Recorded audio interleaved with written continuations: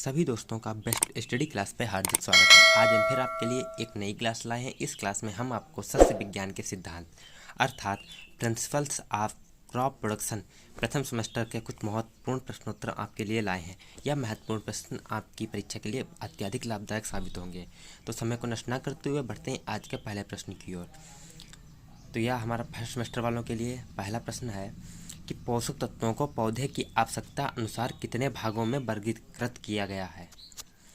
पोषक तत्वों को पौधों की आवश्यकता अनुसार कितने प्रकार में वर्गीकृत किया गया है।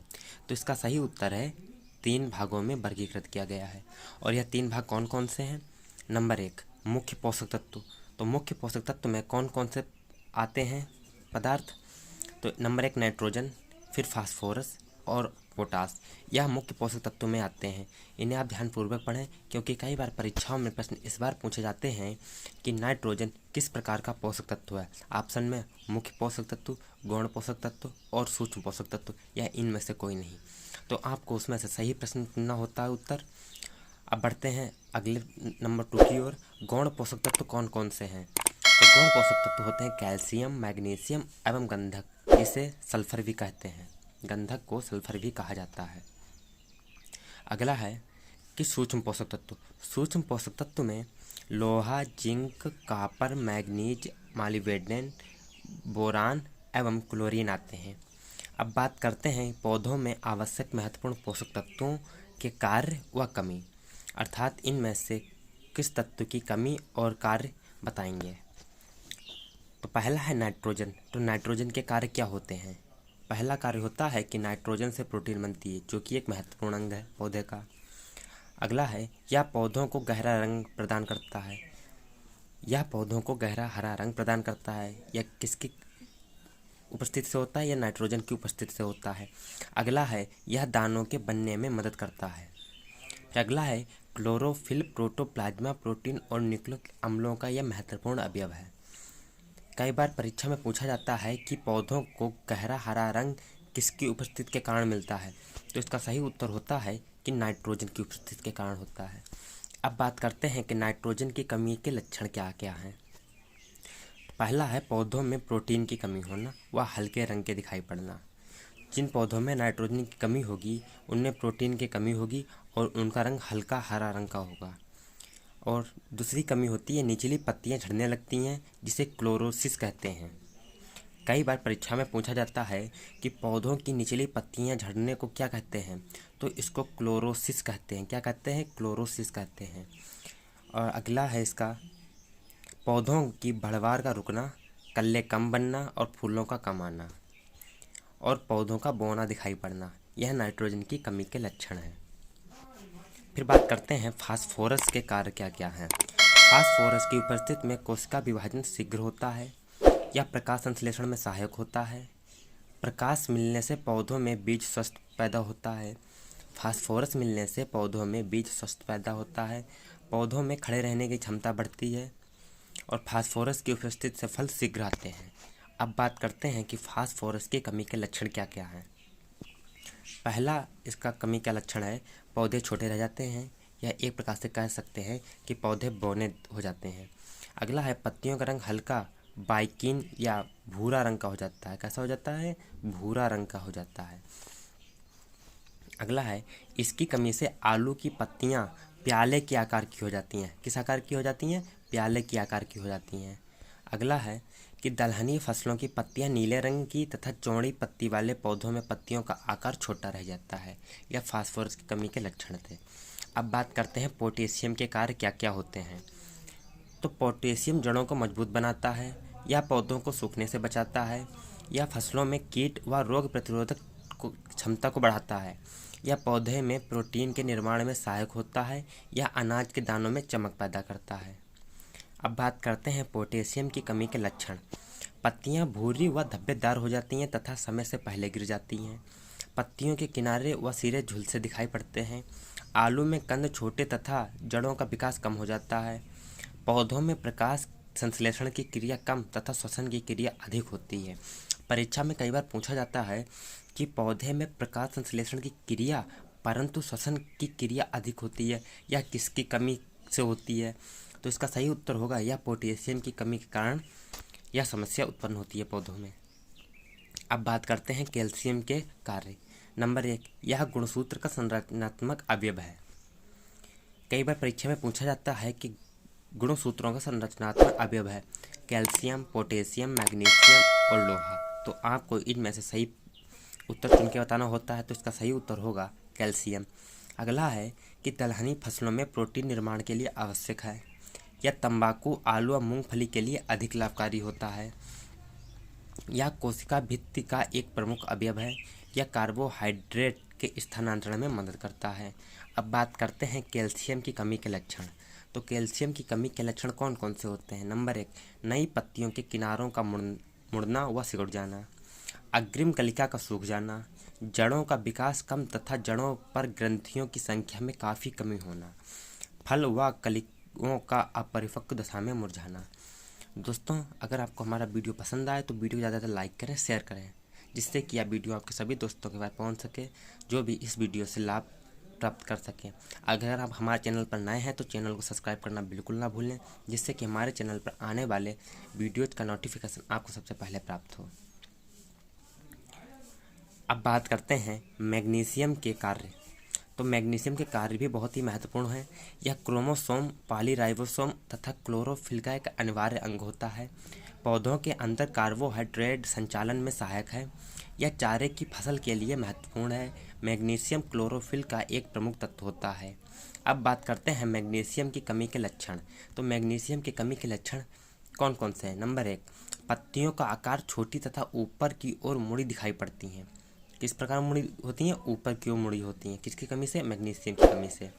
दलहनी फसलों में पत्तियों की मुख्य नसों के बीच की जगह का पीला पड़ जाना है। पत्तियों की जो नसें होती हैं, जैसे कि ये कोई पत्ती है, इस पर जो नसें होती हैं, इनका जो बीच का भाग होता है वो पीला रंग का हो जाता है। मैग्नीशियम की अनुपस्थिति में प्रकाश संश्लेषण संभव नहीं है। अर्थात इसे ऐसे भी कहा जा सकता है कि मैग्नीशियम, अगर पौधे में मैग्नीशियम नहीं मौजूद है तो प्रकाश संश्लेषण क्रिया नहीं हो सकती। अब बात करते हैं गंधक या सल्फर की। यह तिलहनी फसलों में तेल की प्रतिशत मात्रा बढ़ाता है। यह सरसों, प्याज और लहसुन की फसलों के लिए आवश्यक है। तेल संश्लेषण और क्लोरोफिल निर्माण में मदद करता है। और चौथा है विटामिन के उपापचय क्रिया में योगदान करता है। अब बात करते हैं गंधक या सल्फर की कमी के लक्षण। नई पत्तियों का पीला पड़ जाना व बाद में सफ़ेद होना, तने छोटे व बापी ले पड़ना, तने छोटे हो जाते हैं, और बेसिक अर्थात सरसों प्रजाति की पत्तियों का प्याले नुमा हो जाना। अब बात करते हैं लोहा या आयरन की। क्लोरोफिल एवं प्रोटीन निर्माण में सहायक होते हैं। यह पौधों की कोशिकाओं में विभिन्न ऑक्सीकरण अपकरण क्रियाओं में उत्प्रेरक का कार्य करता है। न्यूक्लिक अम्ल में उपापचय की में एक आवश्यक भूमिका निभाता है। यह श्वसन क्रिया में ऑक्सीजन वाहक होता है। अब लोहे की कमी के लक्षण कौन कौन से होते हैं, आइए जानते हैं। पत्तियों के किनारों व नसों का अधिक समय तक हरा बना रहना, नई कलिकाओं की मृत्यु हो जाना तथा तने का छोटा रह जाना। अब बात करते हैं जस्ता या जिंक की। कैरोटीन व प्रोटीन संश्लेषण में सहायक हैं। हार्मोन्स के जैविक संश्लेषण में सहायक हैं। पौधों द्वारा फास्फोरस और नाइट्रोजन के उपयोग में सहायक होते हैं। यह क्लोरोफिल निर्माण में उत्प्रेरक का कार्य करते हैं। जस्ते की कमी के लक्षण कौन कौन से होते हैं? पत्तियों का आकार छोटा, मुड़ी हुई नसों में निक्रोसिस व नसों के बीच की पीली धारियों का दिखाई पड़ना, गेहूं की ऊपर की 3-4 पत्तियों का पीला पड़ जाना, फलों का आकार छोटा व बीज की पैदावार का कम होना, मक्का एवं ज्वार के पौधों में बिल्कुल ऊपरी प्रजातियां सफ़ेद हो जाती हैं।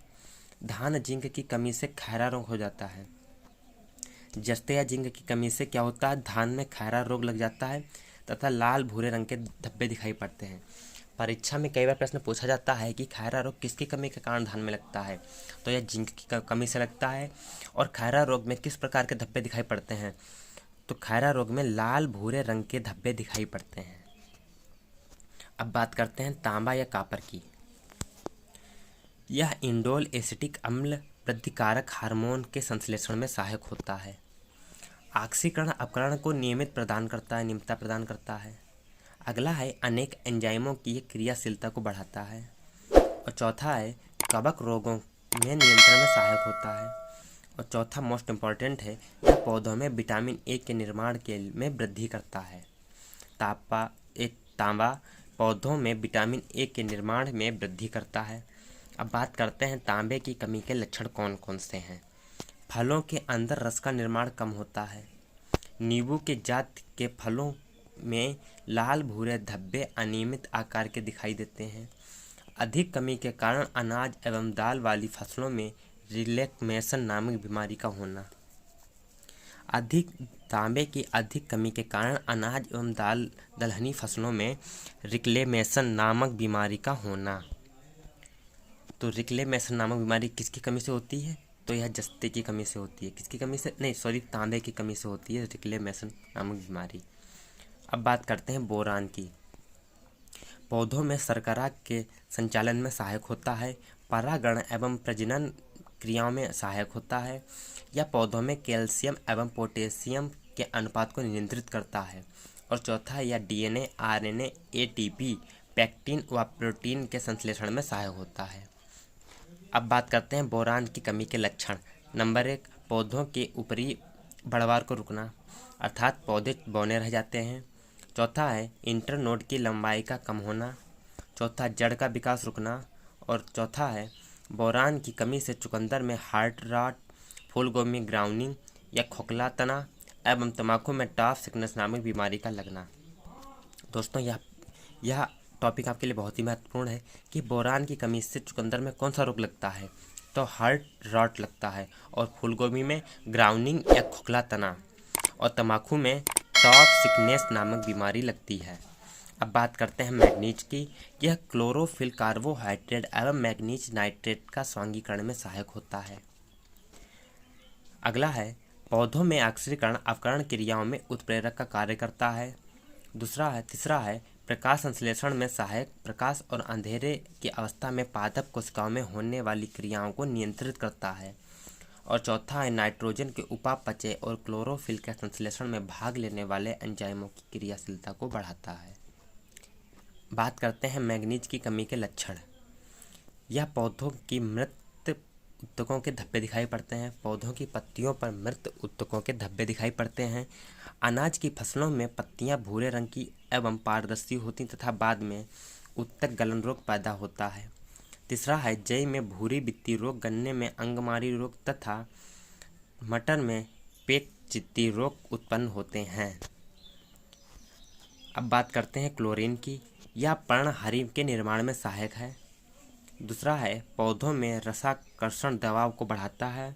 और तीसरा है पौधों की पत्तियों में पानी रोकने की क्षमता को बढ़ाता है। क्लोरीन की कमी से होने वाले लक्षण। गमलों में क्लोरीन की कमी से पत्तियों में विल्ट के लक्षण दिखाई पड़ते हैं। कुछ पौधों में पत्तियों में ब्रेंजिंग तथा नेक्रोसिस रचनाएं पाई जाती हैं। तीसरा है पत्ता गोभी के पत्ते मुड़ जाते हैं तथा बरसीम की पत्तियां मोटी व छोटी दिखाई पड़ती हैं। अब बात करते हैं मोलिबेडनम की। इसके कार्य कौन कौन से हैं?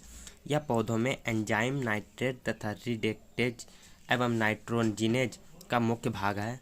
दूसरा है यह दलहनी फसलों में नत्रजन स्थिरीकरण, नाइट्रेट एस्लिमेशन व कार्बोहाइड्रेट मेटाबॉलिज्म क्रियाओं में सहायक है। तीसरा है पौधों में विटामिन सी एवं शर्करा के संश्लेषण में सहायक होता है। अब बात करते हैं मोलिबेडनम की कमी के लक्षण कौन कौन से हैं। नंबर 1, सरसों की जाति के पौधों व दलहनी फसलों में मोलिबेडनम की कमी के लक्षण जल्दी दिखाई देते हैं। पत्तियों का रंग पीला हरा या पीला हो जाता है तथा इस पर नारंगी रंग का चितकबरापन दिखाई पड़ता है। तीसरा है मटर की निचली पत्तियों के किनारे मुड़ जाते हैं तथा बाद में मोल्टिंग एवं निक्रोसिस रचनाएं बन जाती हैं।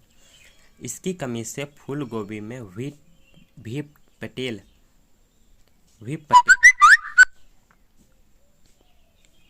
चौथा है इसकी कमी से फूल गोभी में व्हीप पेटल एवं मूली में प्याले की तरह की रचनाएं बन जाती हैं। और लास्ट है नींबू की जाति में पौधों में मॉलिब्डेनम की कमी से पत्तियों में पीला धब्बा रोग लग जाता है। दोस्तों, अगर आपको हमारा वीडियो पसंद आया हो तो वीडियो को ज़्यादातर लाइक करें, शेयर करें तथा चैनल को सब्सक्राइब करना ना भूलें। साथ में घंटा बटन दबाना ना भूलें, जिससे कि चैनल पर आने वाले वीडियोज़ का नोटिफिकेशन आपको सरलतापूर्वक प्राप्त हो जाए। मिलते हैं अगले वीडियो में नए प्रश्नों के साथ। जय हिंद, जय भारत।